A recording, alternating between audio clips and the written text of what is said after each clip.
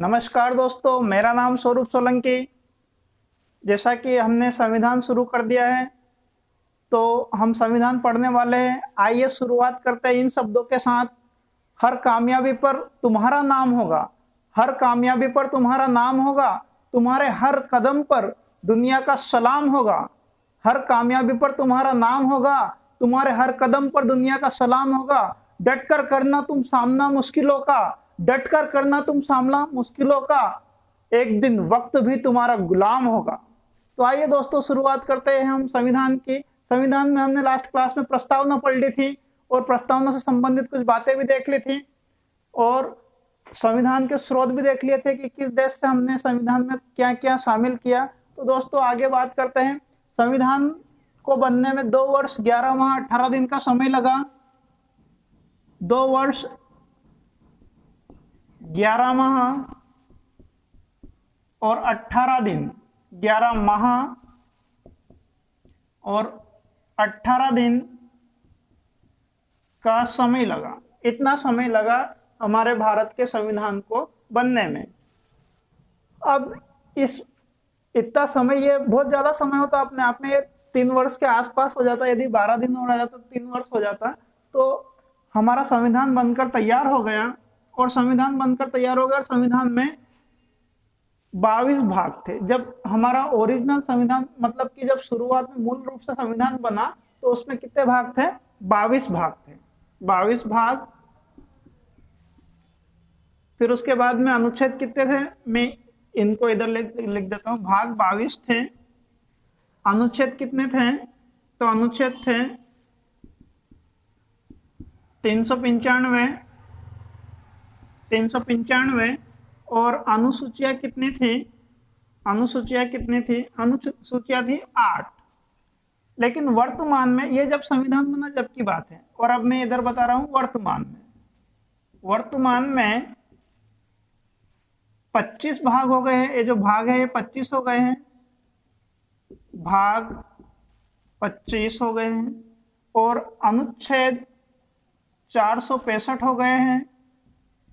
अनुच्छेद 465 हो गए हैं। और अनुसूचियां 12 हो गई हैं। अनुसूचियां 12 हो गई हैं। तो दोस्तों हमको ये, वैसे ये भाग ये क्रम अनुसार है, क्रमानुसार। और ये जो है ये वर्तमान में है। हुआ क्या है, 3 भाग नए बाद में जोड़े गए। भाग 4 का, भाग 9 का और भाग 14 का। तो ये 3 भाग बाद में जोड़े गए। तो जो बाद में जोड़े गए वो खा ऐसे जोड़े गए हैं, तो उनको मिलाकर 25 भाग है। यदि आपसे ऐसा पूछा जाए कि 25वां भाग कौन सा है, तो ऐसा कहीं पर भी नहीं लिखा है। जो क्रम अनुसार है वो 22 ही है। ऐसा पूछा जाए कि 22 के बाद में 23वां भाग कौन सा है, तो ऐसा भी नहीं मिलेगा। क्रम अनुसार 22 ही है। तो हम क्या करेंगे दोस्तों, ये पूरे 22 भाग पढ़ेंगे और पूरे अनुच्छेद भी पढ़ेंगे। तो मैं जब तक आपको एक एक अनुच्छेद, संविधान का एक एक अनुच्छेद आपकी उंगलियों पर ऐसे ऐसे ऐसे ऐसे नागिन डांस ना करवा दूं, ओरली आपको याद ना करवा दूं, यदि रात में भी आपको कोई भी पूछे तो बस केवल आपको संविधान ही संविधान दिखेगा, बस ऐसा करवा दूंगा मैं आपको ये संविधान। तो शुरुआत करते हैं भाग 1 से। इसका स्क्रीनशॉट ले लीजिए, इसका स्क्रीनशॉट ले लीजिए। फिर उसके बाद में शुरुआत करते हैं भाग 1 से।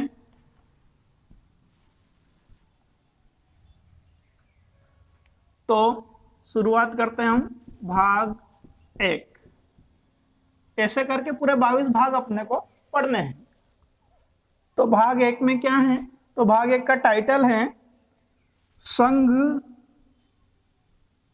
और उसका राज्य क्षेत्र। इसमें कितने अनुच्छेद हैं? तो मैं यहां पर ब्रैकेट में लिख रहा हूं। इसमें 4 अनुच्छेद है, 1 से 4 तक ये चलता है। तो भाग के अंदर क्या है? अनुच्छेद है। तो शुरू करते हैं अनुच्छेद 1 से। अनुच्छेद 1 से। तो अनुच्छेद 1 में क्या है? जो भाग 1 का टाइटल है वही अनुच्छेद 1 में है। अनुच्छेद 1 में है संघ का नाम, संघ का नाम और उसका राज्य क्षेत्र। अनुच्छेद 1 में है संघ का नाम और उसका राज्य क्षेत्र। उसके बाद में संघ का नाम क्या होगा और राज्य क्षेत्र क्या क्या होगा वो है आगे अनुच्छेद 1(1) में। तो ऐसा लिखेंगे अनुच्छेद, अब ये पुराने लिखूं मैं, ऐसा लिखकर ऐसी बिंदी लगा दो तो समझ जाना कि ये अनुच्छेद लिखा है। अनुच्छेद 1 ब्रैकेट में 1 ऐसा लिखेंगे। तो अनुच्छेद 1 इसको 1(1) पढ़ेंगे। अनुच्छेद 1(1) में लिखा है संघ का नाम, संघ का नाम इंडिया, मैं इंग्लिश में लिख देता हूं, ये इंडिया अर्थात भारत होगा। संघ का नाम क्या होगा? इंडिया अर्थात भारत होगा।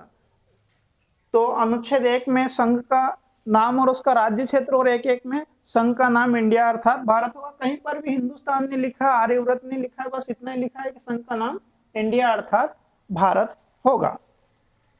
फिर उसके बाद में भारतीय राज्य क्षेत्र में कौन कौन शामिल होंगे? तो इसमें होंगे नंबर 1, मैं इसको ऐसा ABC करके लिख देता हूं, तो इसमें शामिल होंगे A राज्य, B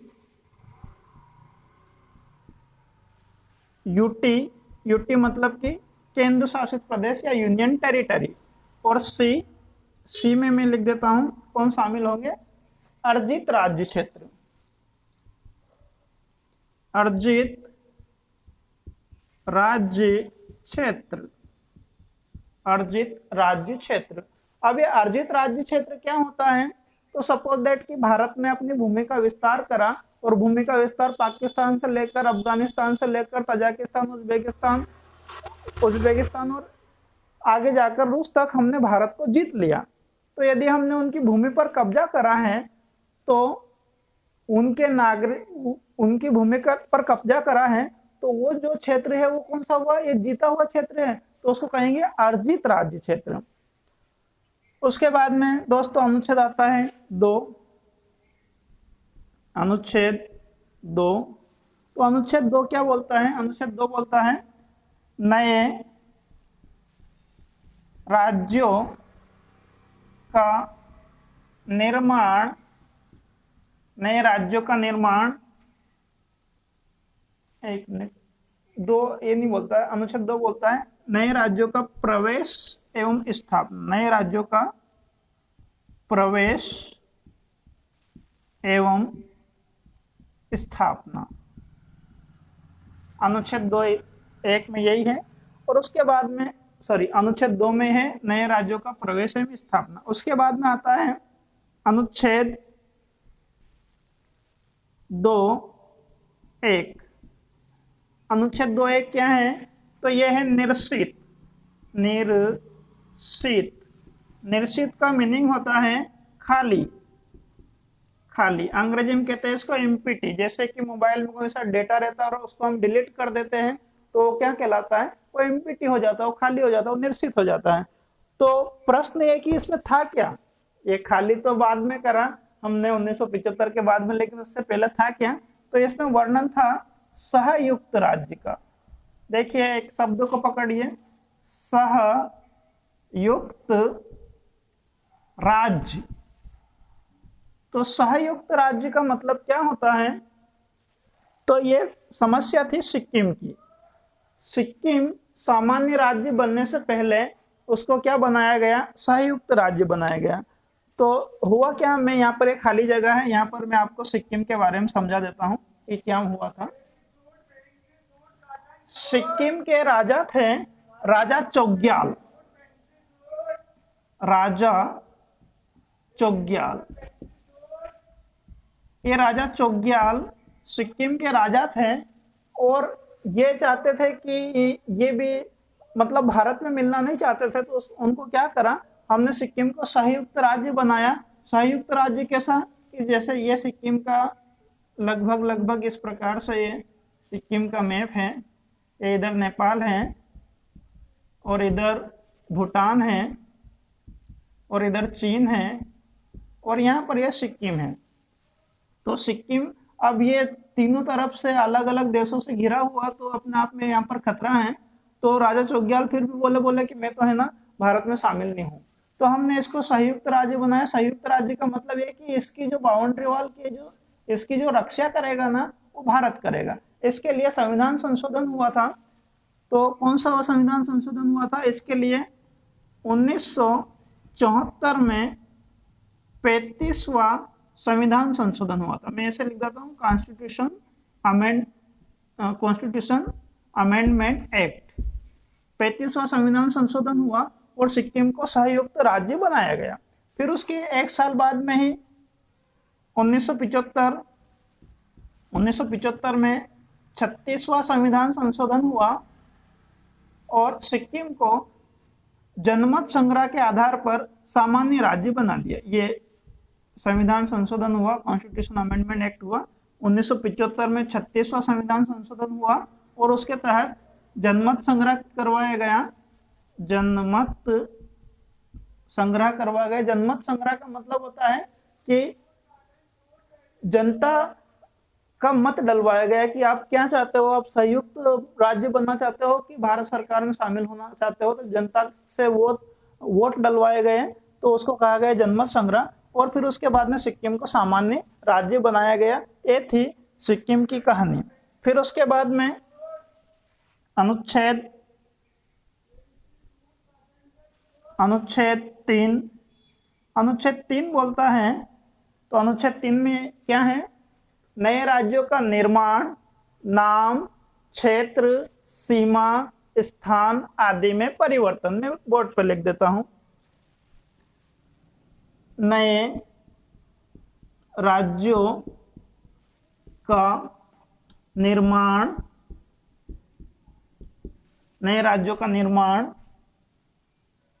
नाम, क्षेत्र, सीमा आदि में परिवर्तन। कहने का मतलब है कि यदि हमको नया राज्य बनाना है तो आर्टिकल 3 के तहत बनेगा। नए राज्यों का निर्माण करना है, उसका नाम में परिवर्तन करना, उसका क्षेत्र में परिवर्तन करना, उसकी सीमा में परिवर्तन करना है, तो आर्टिकल 3 के तहत वो किया जाएगा।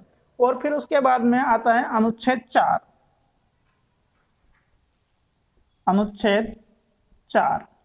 अनुच्छेद 4 में लिखा गया कि भाग 1 को प्रभावी करने के लिए विधि संसद बनाएगी। क्या लिखा गया? कि भाग 1 को प्रभावी करने के लिए विधि संसद बनाएगी।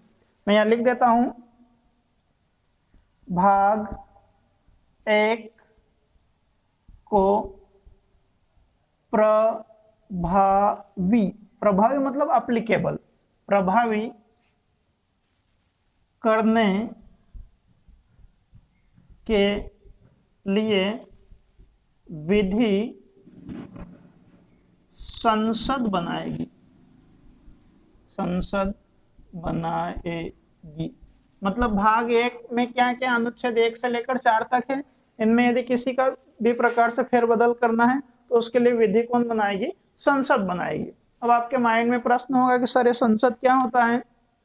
तो अपन पढ़ेंगे इसे, भाग 5 में संसद है, कंप्लीट करवाऊंगा। तो दोस्तों ये भाग 1 कंप्लीट हो गया। हमारे संविधान में 22 भाग है। मैं आपसे पूरे 22 भाग आपको पढ़ाऊंगा, आपको याद करवाऊंगा, एक एक आर्टिकल याद करवाऊंगा। 395 आर्टिकल है, 395 आर्टिकल में से मैं आपको 200 आर्टिकल ओरली याद करवा दूंगा, बाकी आपको लिखित में दे देंगे। पर पूरी तरह से आपको संविधान समझ में आ जाएगा। दोस्तों आप कुछ भी मत करो मेरे ख्याल से, लेकिन संविधान जरूर पढ़ो, क्योंकि संविधान से देश चलता है। आखिर देश में हो क्या रहा है संविधान से अपने को पता चलता है। तो दोस्तों वीडियो को लाइक करें, शेयर करें, सब्सक्राइब करें। धन्यवाद।